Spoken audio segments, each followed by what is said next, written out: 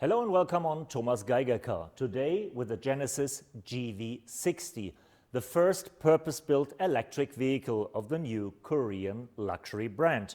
It sits on the same platform that Hyundai uses for the Ioniq 5 and Kia uses for the EV6. And after the volume brands are collecting one award after the other, Genesis is teaming up and conquering the market for luxury electric vehicles. If you want to know what to expect from that car that competes with an Audi e-tron or a Mercedes EQC, join me on my first walk around and I'll tell you more about it. As you can see when opening the hood, you can't see anything, at least not an engine. Since the electric motor is much smaller than an internal combustion engine, Genesis is making use of the space in a different way. In addition to the 432 liters of trunk space, we have about 20 to 53 liters of frunk space in the front. It depends on the amount of motors that Genesis has mounted to the GV60. The base model comes with only one motor mounted to the rear axle that has 168 kilowatts. The mid-range model has 160 kilowatts in the back and 74 kilowatts in the front. And the top model we're talking about here has twice 160 kilowatts, which translates to almost 500 horsepower in the old world.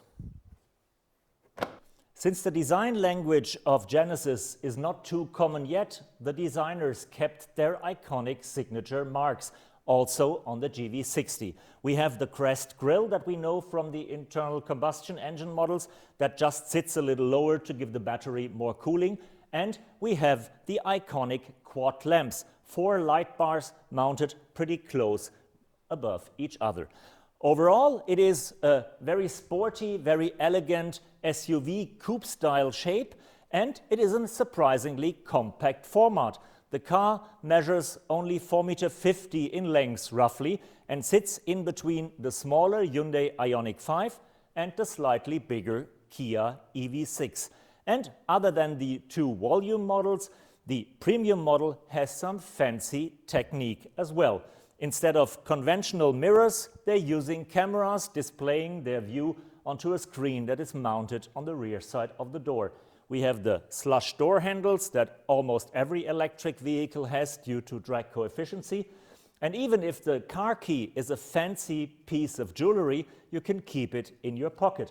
Because everywhere except in Europe, the GV60 will have a Face ID system using a camera that is mounted in the door, recognizing your face and giving you access to a cabin that is luxurious and roomy and that we will check out in a second.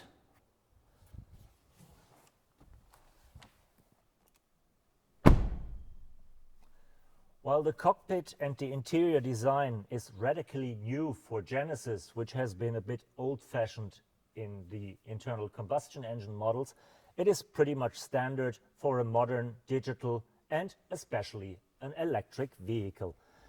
We have 2 screens mounted behind one shield, one of which is a touchscreen. We have a climate control touchscreen underneath, and we still have some hard keys. But there are a few details that are pretty new. The screens replacing the mirrors on the door, and mainly 2 gadgets on the floating center console. There is a fingerprint sensor to personalize the vehicle, to adjust seating, mirrors and all that stuff to your liking. And most of all, the crystal sphere. It looks a bit like the crystal ball to look into the future. You can't see too far ahead, but some futuristic features are integrated, because once you start the car, this crystal ball turns around, becomes the gear lever, you can get in gear and get going towards the future of Genesis. We're not allowed to drive the vehicle yet. That has to wait another few weeks because it's just a static review. But driving figures are pretty promising and making me curious. With its 2 160 kilowatt motors, the car delivers 320 kilowatts and is powerful enough to accelerate from 0 to 100 in 4 seconds and goes 235 kilometers per hour. Not as fast as the Kia, but faster than the Hyundai and faster than most of the German competitors. And there's a nice feature that we only know from sports cars.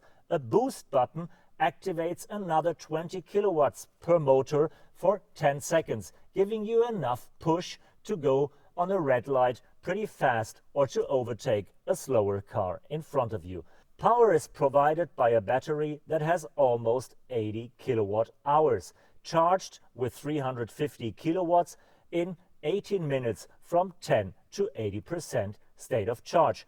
The energy should be enough for 466 kilometers in the WLTP cycle for the top model we're sitting in here, and should be more than 500 kilometers in the entry model with only one motor at the back.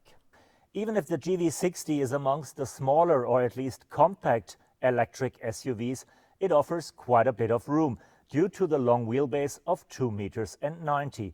You just may not be too tall when sitting on the back seat because headroom is pretty limited. That's mainly due to the fact that there is a nice coupe shape and due to the fact that Genesis has installed a pretty big sunroof for the panoramic view that costs you a bit of headroom. Other than that, it is pretty comfortable on the back seat. You can have your seats heated, you have your own USB plugs, and a cool feature, you can adjust the passenger seat from the back without asking the driver for help. So if nobody's sitting in front of you, you can easily increase your comfort zone by the touch of a button and drive very relaxed and very comfy. Thanks for joining me on that first walk around the Genesis GV60. A car that might be a small impact for the market because the competition is pretty strong and the awareness of Genesis is not too big yet.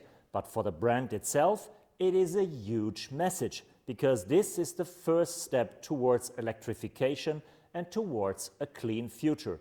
From 2025 on, every vehicle will be electrified. From 2030 on, the company will be a zero-emission company.